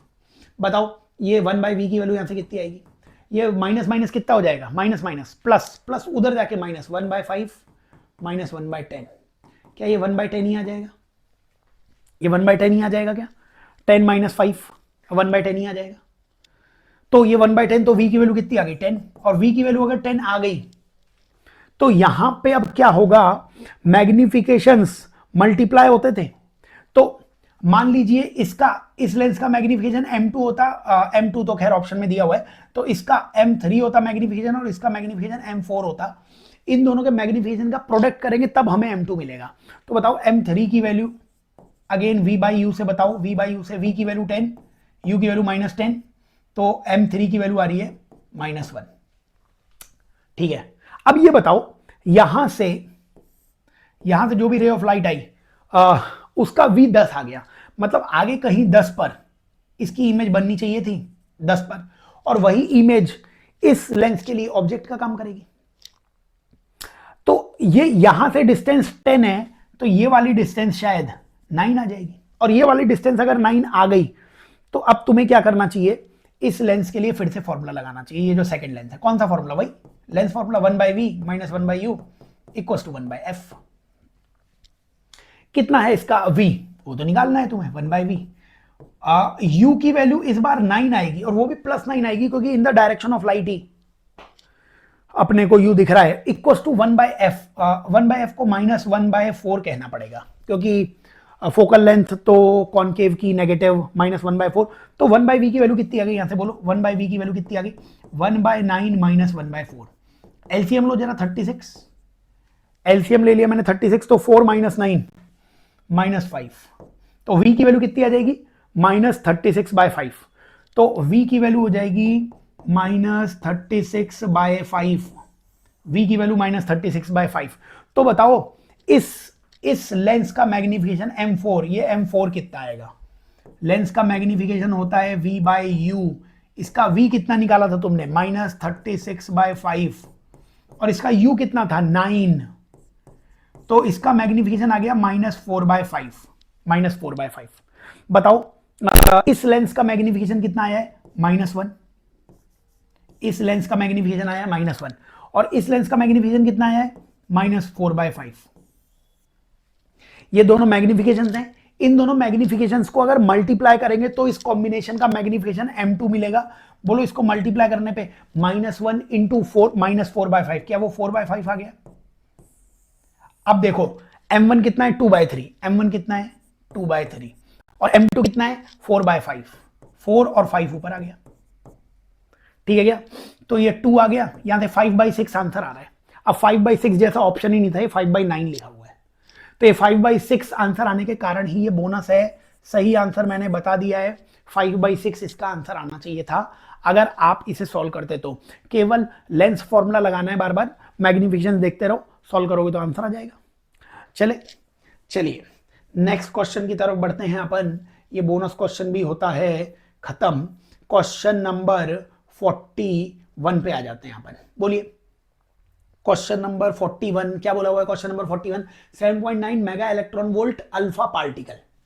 ये 7.9 mega electron volt alpha particle, तो ये अल्फा पार्टिकल आपको दिया हुआ है। Scatters from a target material of atomic number from the given data, estimate the diameter of nuclei of the target material. तो यहां पे ये क्या है, मिनिमम डिस्टेंस वगैरह का क्वेश्चन है। ये अल्फा पार्टिकल है और ये कोई टारगेट है, ठीक है? तो अगर हम यहां पे मैकेनिकल एनर्जी कंजर्वेशन लगाएं, मैकेनिकल एनर्जी कंजर्वेशन काइनेटिक और पोटेंशियल एनर्जी इनिशियली बराबर काइनेटिक और पोटेंशियल एनर्जी फाइनली, ठीक है ना? तो बताओ काइनेटिक एनर्जी कितनी दे रखी है आपको? काइनेटिक एनर्जी 7.9 मेगा और इलेक्ट्रॉन वोल्ट का ई। पोटेंशियल एनर्जी 0 मान लीजिए। फाइनल काइनेटिक एनर्जी 0 हो जाएगी। Final potential energy Gm1m2/r, gravitation में यहां पे क्या आ जाएगी? K(Q1Q2)/r। तो बहुत ही सिंपल से क्वेश्चंस हैं। Kinetic energy, potential energy, conservation लगा दीजिए। बोलिए कितना आ रहा है answer? 7.9 into 10⁶ into e equals to k की वैल्यू कितनी है? 9 इंटू 10⁹। Q1 अल्फा पार्टिकल का चार्ज 2e और एटॉमिक नंबर 79 है तो उसका चार्ज 79e अपॉन आर। ये आर रेडियस है और अपने को रेडियस नहीं, अपने को इसमें क्या निकालना था? अपने को इसमें डायमीटर वगैरह निकालना है, ठीक है? सॉल्व कर लो इसे, आंसर आ जाएगा। बोलिए अगर हम इसे सॉल्व करें तो ये ई से ये एक ई, ये कैंसिल हो गया। बोलिए आर की वैल्यू कितनी आ रही है? 9 into 10⁹ 9 into 10⁹ into 2, 9 into 10⁹ into 2 into 79e upon 7.9 into 10⁶, 7.9 into 10⁶, ठीक है क्या? बताइए ये डेसिमल अगर मैं हटाऊं तो ये 10⁶ की जगह 10⁵ कर देता हूं और 79 से 79 कैंसिल। आर की वैल्यू 9 आर की वैल्यू कितनी आ रही है? 9 2 18 इंटू ई, 18 इंटू ई इंटू 10 की पावर कितनी आ जाएगी? 4 आ रहा है कि नहीं आ रहा है ना? ये 9 है और 5 तो 4 आ गया। तो 18 इंटू ई, तो 18 इंटू ई इंटू 10 की पावर कितना आ रहा है? ये 4 आ रहा है। तो आर अपने को तो डायमीटर पूछा है, डायमीटर 2r के बराबर होगा। इसे 2 से अगर मैं मल्टीप्लाई करूं तो 18 2 जा 36 इंटू ई की वैल्यू 1.6 10⁻⁻19 इंटू 10⁴, तो 4 मतलब 10⁴ आ जाएगा, ठीक है ना? तो 36 इंटू 16 कर लेना, 36 इंटू 16, 6 6 जा 36, 6 3 जा 18, 21 और ये 36, इसको ऐड करोगे तो कितना आ जाएगा? 6 7 और 5, तो 57.6 आ रहा है आंसर। 57.6 इंटू 10⁻⁻15, 57.6 या 5.76 इंटू 10⁻⁻14, ये हमारे पास 41 नंबर के क्वेश्चन का आंसर आ जाएगा। तो सॉल्व कर लेना आप। जेई मेंस के 21 जनवरी को जो पेपर हुआ है उसमें देखो बहुत सारे क्वेश्चन सेम कंसेप्ट के, ये क्वेश्चन वहां भी आए हुए हैं 21 जनवरी को जो हुआ था उसमें भी। चलिए जरा नेक्स्ट क्वेश्चन की तरफ चलते हैं। क्वेश्चन नंबर 42 की तरफ आ जाते हैं। बोलिए क्वेश्चन नंबर 42 में क्या बोला हुआ है हमें? 42 में बोला हुआ है consider tube A B of length L, consider both ends contain ideal gas of 1 mole having molecular weight m दे रखा है। Tube is rotated in horizontal frame with angular velocity omega से घुमा रहे हैं, इसके अंदर कोई गैस भरी हुई है, ठीक है ना, perpendicular axis A B. P A और पी बी प्रेशर के बीच में हमें रिलेशन चाहिए। अब बच्चों ये बताओ, यहां से x डिस्टेंस पे जाके अगर मैं स्मॉल कोई विथ dx का एलिमेंट लेता, कोई बहुत ही छोटी सी विथ dx का एलिमेंट लेता मैं, तो इधर प्रेशर P काम कर रहा होता और इधर प्रेशर P प्लस dP काम कर रहा होता। जैसे जैसे बाहर जाओगे प्रेशर बढ़ेगा, क्योंकि जितना ज्यादा प्रेशर होगा फोर्स भी उतना ज्यादा होगा। अगर ये घूम रहा है तो सेंट्रीपिटल फोर्स चाहिए होगा ना, सेंटर की तरफ फोर्स आने का मतलब है कि जैसे जैसे बाहर जाओगे वैसे वैसे प्रेशर बढ़ना चाहिए, तभी नेट सेंट्रीपिटल फोर्स मिल पाएगा। तो बताओ, अंदर की तरफ फोर्स ये P लग रहा था और ये P प्लस dP ये लग रहा था। ये P और P प्लस dP इनको अगर अलग से मैं बनाऊं तो ये है, इधर फोर्स कितना लग रहा था P, इधर फोर्स कितना लग रहा था P प्लस dP। तो बताओ यहां पे चेंज इन प्रेशर dP हुआ था, और चेंज इन प्रेशर dP को अगर एरिया से मल्टीप्लाई कर दोगे तो फोर्स आ जाएगा। क्या ये नेट फोर्स सेंटर की तरफ दिख रहा है आपको? क्या वो सेंट्रीफ्यूगल मतलब सेंट्रीपिटल फोर्स होगा? हाँ, सेंट्रीपिटल फोर्स मतलब dm ओमेगा स्क्वायर और r की वैल्यू x, ठीक है ना। तो छोटा सा एलिमेंट कंसीडर कीजिए, इस एलिमेंट में प्रेशर P और P प्लस dP दोनों प्रेशर्स लग रहे होंगे, और यहां से सॉल्व करके आंसर निकालेंगे अपन। अब बताओ यहां से dP इंटू ए dm, अच्छा मास बताओ, मास बताइए, मास कितना होगा इसका मास, डेंसिटी मास अपॉन वॉल्यूम, तो density mass upon volume, volume को एरिया इंटू लेंथ लिख सकते हो, मास अपॉन वॉल्यूम, वॉल्यूम कितना a इंटू डी एक्स, तो dm की वैल्यू रो a dx आ जाएगी, dm की वैल्यू कितनी आ जाएगी रो a dx omega square x, ये a से a कैंसल, बोलो dp कितना आ रहा है यहां से, dp की वैल्यू आ रही है rho x dx omega square, dp equals to rho. अब डेंसिटी कितनी आएगी, क्या P बराबर rho R T by M W formula होता था, आइडियल गैस इक्वेशन है, P बराबर rho R T by M W. तो क्या डेंसिटी की जगह आप P M by R T लिख सकते हैं? तो डेंसिटी की जगह क्या लिख दिया मैंने, P M by R T into x d x into omega square, ठीक है। बताइए ये यहां से रिलेशन क्या बन गया, dp बाय p, ये p नीचे आ गया, dp by p equal to m omega square by R T, ये तो कांस्टेंट हो गया, और x dx दोनों तरफ लगाया है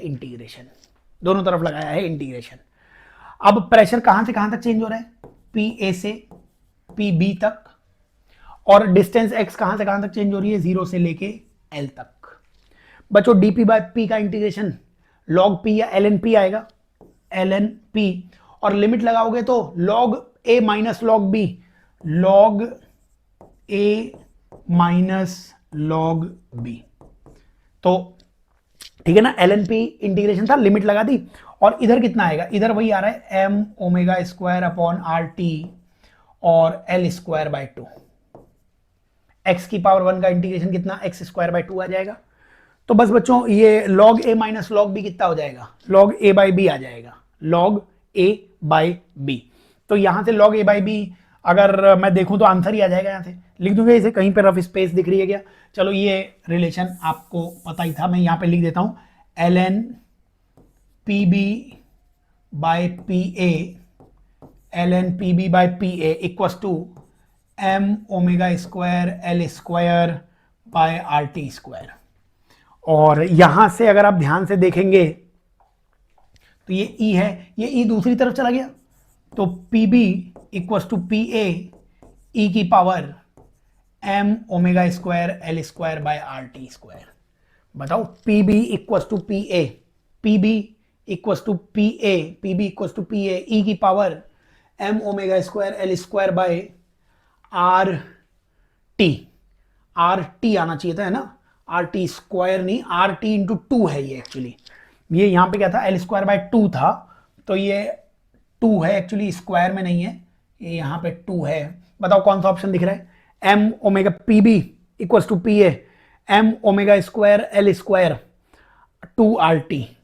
आंसर सेकंड ही 42 का आ जाना चाहिए था, तो 42 का आंसर सेकंड आ जाएगा हमारे पास। ठीक है, आगे बढ़े। चलिए जरा नेक्स्ट क्वेश्चन की तरफ बढ़ते हैं अपन। क्वेश्चन नंबर 43 पर आ जाते हैं। बोलिए क्वेश्चन नंबर 43 में क्या कहा हुआ है बच्चों? क्वेश्चन नंबर 43 में बोला हुआ है हमसे, find the correct combination of A B C and D inputs which can cause LED to glow. बच्चों एलईडी को ग्लो करवाना है। एलईडी ग्लो तभी करेगी जब ये फॉरवर्ड बायसिंग में आ जाएगी। फॉरवर्ड बायसिंग में क्या होना चाहिए? ये हाई होना चाहिए, ये लो होना चाहिए, ये हाई पोटेंशियल पे होना चाहिए, ये लो पोटेंशियल पे होना चाहिए। तो मतलब इधर 1 मिल जाना चाहिए और इधर क्या मिल जाना चाहिए? 0 मिल जाना चाहिए। चलो चेक कर लो, तो नीचे 0 मिलना चाहिए, ये 0 और 1। अगर 0 और 1 सी और डी में देखें 0 और 1, तो यहां पे 0 आ रहा है, यहां पे 1 आ रहा है, और ये 0 प्लस 1 तो 1 आ जाएगा, और 1 के ऊपर बार लगा दोगे तो 1 का बार 0, तो ये तो 0 और 1, ठीक बात है, हो ही सकता है ये तो। ऐसे ही 1 और 1, तो यहां पे 1 और 1 दे दिया तुमने, 1 और 1, तो ये यहां पे क्या मिलेगा? 1 प्लस 1 मतलब 1 मिल जाएगा। 1 का बार 0, ये भी वही है 1 का बार 0, और ये 0.0 0.0 0 आता, और 0 का बार 1, ये 1 आ गया। लो ये 1 आ गया, 0 आ गया, तो पहले ऑप्शन मैच कर गया, तो पहला ऑप्शन मैच कर गया, तो वही आंसर आ जाएगा हमारे पास। ठीक है क्या? तो देख लो, हमें फॉरवर्ड बायसिंग करानी है, इधर 1 चाहिए था, इधर 0 चाहिए था, सॉल्व करोगे आंसर आ जाएगा। नेक्स्ट क्वेश्चन की तरफ चलो जरा, इसी में क्वेश्चन नंबर 44 की तरफ आ जाओ। तो बोलो क्वेश्चन नंबर 44 में क्या बोला हुआ है? क्वेश्चन नंबर 44 में बोला हुआ है, projectile is thrown upwards at an angle 60 degree. Projectile is thrown upward at an angle 60 degree. तो 60 डिग्री पर प्रोजेक्टाइल को थ्रो किया गया है। The speed of projectile is 20 metre per second. Speed है 20 metre per second. The speed of projectile is 20 metre per second when it is direction is at 45 degree. नहीं, initial नहीं है, question ध्यान से पढ़ लेना। क्वेश्चन ने बोला हुआ है 60 डिग्री पर हम इसे फेंकते हैं, तो हमने इसे फेंका है 60 डिग्री पर, कुछ वेलोसिटी v से इसे 60 डिग्री पर फेंका हुआ है। जब ये 45 डिग्री एंगल बनाता है, तब इसकी वेलोसिटी कितनी हो जाती है? 20, है ना, 20 हो जाती है। तो initial speed of projectile motion ये पूछी गई है। बच्चों क्या हॉरिजॉन्टल कंपोनेंट वेलोसिटी का हमेशा सेम रहता है? Initially horizontal component v cos 60 रहा होगा, इस पॉइंट पे हॉरिजॉन्टल कंपोनेंट 20 cos 45 रहा होगा। बराबर कर दीजिए v cos 60 equals to 20 cos 45। Horizontal component velocity के सेम रहते हैं, क्योंकि हॉरिजॉन्टल डायरेक्शन में एक्सेलरेशन नहीं होता है। cos 60 को 1/2 लिख देना, cos 45 को 1/√2 लिख देना, तो यहां से v का आंसर 20√2, यानी फर्स्ट इसका आंसर आ जाना चाहिए 44 क्वेश्चन का। ठीक है क्या? तो फर्स्ट इसका आंसर आ जाएगा। चले आगे, चलिए नेक्स्ट क्वेश्चन की तरफ बढ़ते हैं अपन। ये जो 45, तो जो हमारे इंटीजर टाइप क्वेश्चन आने लग जाएंगे फिर तो ये 45 नंबर का जो क्वेश्चन है, ये लास्ट क्वेश्चन है जिसमें ऑप्शंस दिखेंगे आपको। फिर तो अगले 5 इंटीजर टाइप क्वेश्चंस आ जाएंगे। क्या बोला हुआ है? Volume of ideal gas increases 8 times. तो वॉल्यूम जो हो जाता है वो 8 टाइम्स हो जाता है, वॉल्यूम हो जाता है 8 times. And temperature is 1/4 of initial. Temperature हो जाता है 1/4 of initial during reversible change. If no exchange of heat, no exchange of heat मतलब डेल्टा क्यू 0, इसका मतलब कौन सा प्रोसेस है? Adiabatic process. तो अगर एडियाबैटिक प्रोसेस है तो आइडेंटिफाई गैस आइडेंटिफाई करनी है। अब बताओ एडियाबैटिक प्रोसेस में क्या टी और वी हमें दिया हुआ है? क्या टी वी की पावर गामा -1 कांस्टेंट होता है एडियाबैटिक प्रोसेस में? हाँ बिल्कुल सही है। तो क्या यहां से टी प्रोपोर्शनल टू 1/v की पावर गामा -1 लिख सकते हैं? क्या ऐसे भी लिख सकते थे T1/T2 इक्वल्स टू V2/V1 की पावर गामा -1? बताओ T1 को T मानूं तो T2 की वैल्यू T/4। क्वेश्चन ने बोला हुआ टेम्परेचर ना कितना हो जाता है? 1/4। तो T1 इनिशियली टेम्परेचर T माना है, तो फाइनली टेम्परेचर T/4 हो गया है। V2 8V/V, की पावर गामा माइनस 1। क्वेश्चन ने बोला हुआ है कि वॉल्यूम ना वो कितना हो जाता है, 8 टाइम्स हो जाता है। बोलो यहां से कितना आ गया है, 4 इक्वल्स टू 8 की पावर गामा माइनस 1। ठीक है क्या? क्या यहां से इसे 2 का स्क्वायर लिख सकते हैं और क्या 8 को 2 का क्यूब लिख सकते थे? तो यहां से दोनों की पावर मैच कर दो। 2 equals to 3 times gamma minus 1, 2 equals to 3 times gamma minus 1। यहां से क्या आ जाएगा तुम्हारे पास, 2/3, 2/3 इक्वल्स टू गामा माइनस 1। -1 को दूसरी तरफ ले जाऊं मैं तो 1 प्लस 2/3 मतलब 5/3। गामा की वैल्यू कितनी आ जाएगी, 5/3। गामा की वैल्यू 5/3 आ जानी चाहिए। और गामा की वैल्यू 5/3 शायद मोनोएटॉमिक गैसेस के लिए होती थी। हीलियम इसका आंसर आ गया। गामा कितना आ गया था हमारे पास, 5/3 आ गया था। गामा कितना आया, हमने इक्वेशन से गामा कितना निकाला, 5/3। तो मोनोएटॉमिक गैस का Cp कितना होता था, 5r/2। Cv कितना होता था, 3r/2। रेशियो निकाल के देख लो, 5/3 आ रहा है वो, तो यही गैस हो जाएगी। तो नई तरीके से पूछ लिया उसने ये सवाल, वरना पहले कुछ एक वैल्यू देके दूसरी वैल्यू में चेंज पूछता था। ठीक सवाल है, आ जाना चाहिए था अपने को। चलिए, इसके आगे जो बच्चों अगले 5 सवाल दिखेंगे वो इंटीजर टाइप क्वेश्चन है, मतलब इनके आंसर इंटीजर में आने वाले हैं। और अपने को ये पता होना चाहिए कि इसमें ऑप्शंस नहीं होंगे, अपने को अपने लॉजिक से इसे सॉल्व करना पड़ेगा। करें सॉल्व, चलिए। तो इस 46 नंबर के क्वेश्चन में क्या कहा हुआ है बच्चों कि 2 loud speaker L1 L2, 2 loud speaker दिए हुए हैं, इनके बीच की सेपरेशन 10 मीटर दी हुई है। बोथ स्पीकर्स के ऑडियो सिग्नल सेम फ्रीक्वेंसी के हैं, सेम फ्रीक्वेंसी, कोहेरेंट सोर्सेज वगैरह मानना है तुम्हें। इनिशियली ए एक पॉइंट है जो इक्वी डिस्टेंस पे दिख रहा है, इक्वी डिस्टेंस पे है।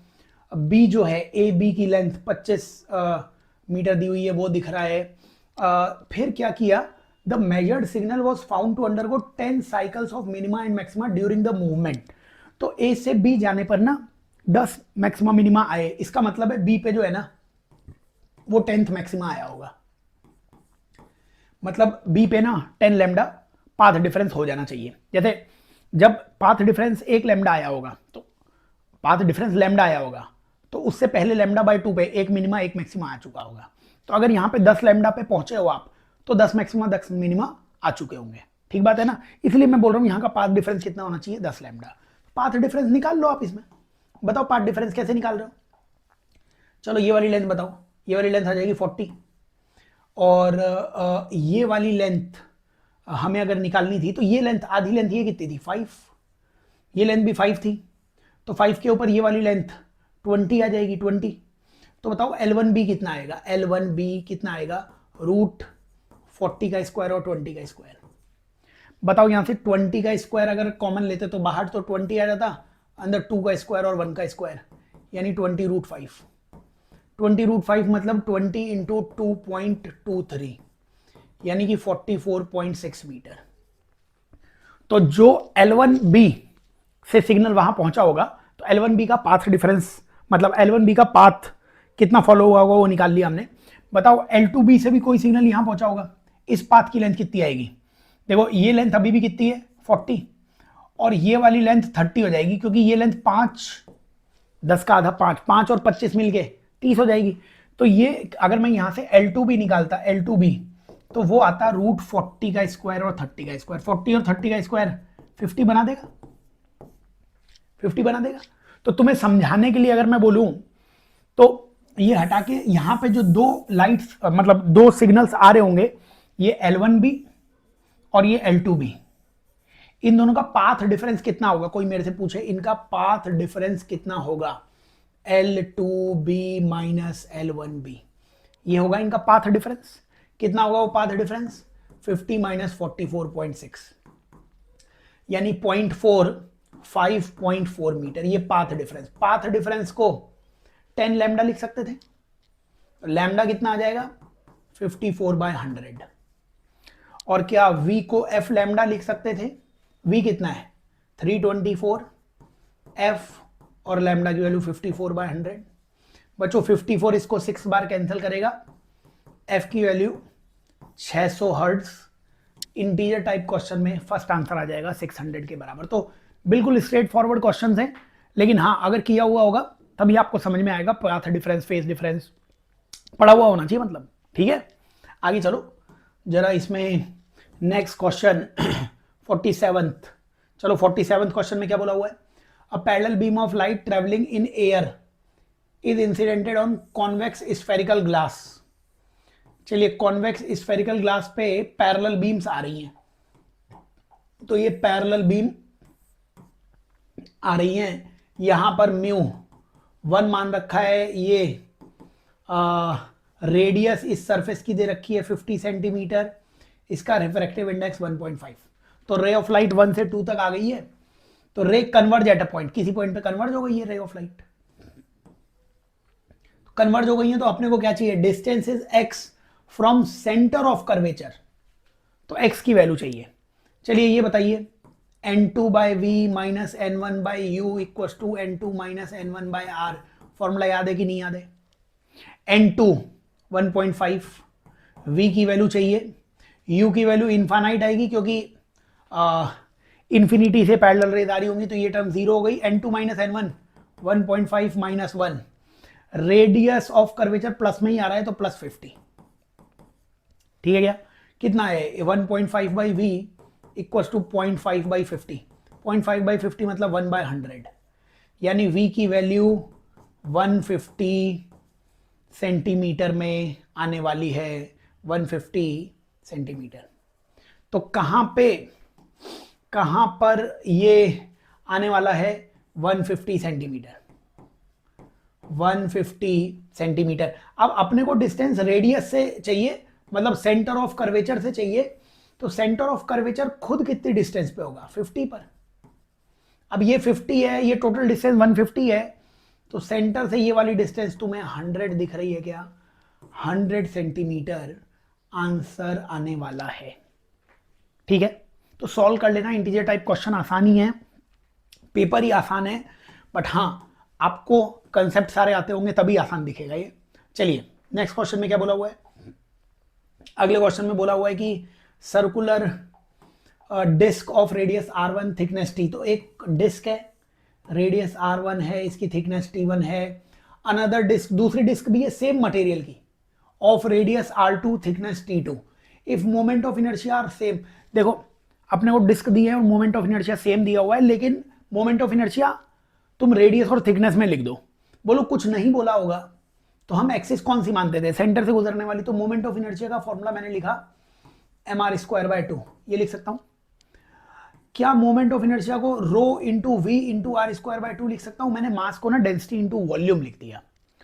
और वॉल्यूम कितना लिख सकते हो? वॉल्यूम को लिख सकता था मैं, डेंसिटी को तो डेंसिटी लिख दिया, वॉल्यूम को एरिया इंटू थिकनेस, एरिया कितना? πr² into thickness t into r²/2। ये पाई, ये रो, ये 2, ये कांस्टेंट है। Moment of inertia t into r की पावर 4 के प्रोपोर्शनल है। तो डिस्क जो होती है, डिस्क को एक सिलेंडर मान सकते हो। सिलेंडर का वॉल्यूम जैसे πr² h होता है, तो डिस्क में ना हाइट की जगह थिकनेस काम कर जाती है, तो वॉल्यूम वही πr² इंटू टी।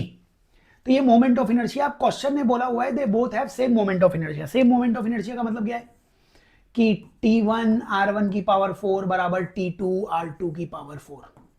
यहां से t1 बाई t2 की वैल्यू आ जाएगी r2 बाई r1 की पावर 4।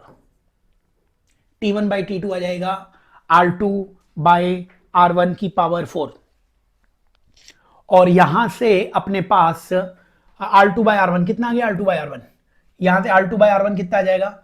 1/16, क्योंकि r2 बाई r1 की वैल्यू 1/2 आएगी, 1/2 की पावर 4 1/16, और t1 by t2 1 by alpha अगर 1/16 के बराबर है तो अल्फा किसके बराबर आ जाएगा? 16 के बराबर। ये आंसर आ जाएगा 48 का। ठीक है, चलिए आगे चलते हैं।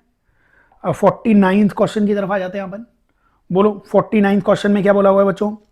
कि इंडक्टेंस ऑफ अ कॉयल, तो इंडक्टेंस L की वैल्यू दे रखी है 10 मिली हेनरी विद 10 की पावर 4 टर्न्स, तो नंबर ऑफ टर्न्स दे रखे हैं 10 की पावर 4।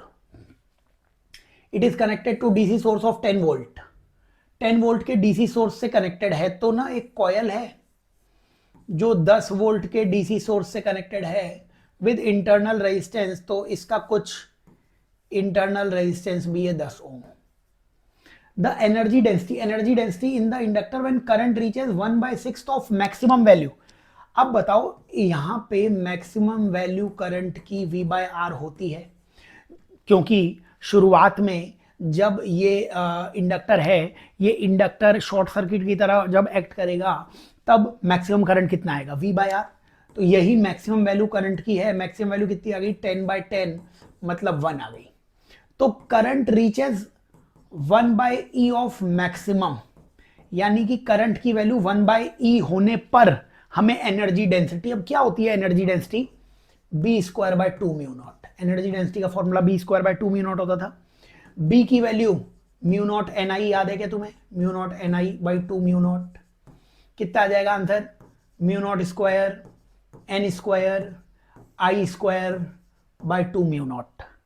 म्यू नॉट से म्यू नॉट कैंसल, आंसर कितना, म्यू नॉट N² I²/2। अब म्यू नॉट की वैल्यू कितनी है, म्यू नॉट की वैल्यू है 4 पाई इंटू 10⁻⁻⁷। अब स्मॉल n बच्चों number of turns per unit length होते थे, लेंथ का यहां पे आइडिया ही नहीं है, तो या तो इस क्वेश्चन को बोनस करना पड़ेगा या फिर आप इसी स्मॉल n को कैपिटल N मानते हुए, लेंथ 1 मीटर मानते हुए इसे सॉल्व करोगे तो आंसर जो दिया है एनटीए ने वो आ जाएगा, या तो बोनस हो जाएगा क्योंकि लेंथ दी नहीं हुई है। तो small n capital N by number of turns per unit length के लिए लेंथ चाहिए थी ना, वो दे नहीं रखी है, नहीं दे रखी है। अब सॉल्व करना चाहो तो स्मॉल n की जगह हमने यही रख दिया कैपिटल N, तो 10⁸। I की वैल्यू 1/E का स्क्वायर और नीचे 2। कितना आ रहा है यहां से आंसर, 2 पाई इंटू 10/E², यानी कि 20 पाई/E²। 20 पाई/E², अल्फा 20 पाई/E², अल्फा की वैल्यू 20। तो अल्फा की वैल्यू या तो 20 आ सकती है अगर लेंथ को 1 मीटर मान लो, अगर टर्न डेंसिटी को 10⁴ मान लो, और या फिर बोनस करवा दो सवाल। ठीक है, मैंने सॉल्यूशन सारे बता दिए तुम्हें, चाहे क्वेश्चन कोई भी बोनस हो चाहे नहीं हो, सॉल्यूशन सारे बता दिए। चलिए लास्ट में 50 नंबर का क्वेश्चन। 50 नंबर के क्वेश्चन में the electric field of a electromagnetic wave travelling in unknown non magnetic material में म्यू आर की वैल्यू एक तो 1 होती है बच्चों, नॉन मैग्नेटिक मटेरियल है, पता होना चाहिए आपको म्यू आर की वैल्यू कितनी होनी चाहिए, 1 होनी चाहिए।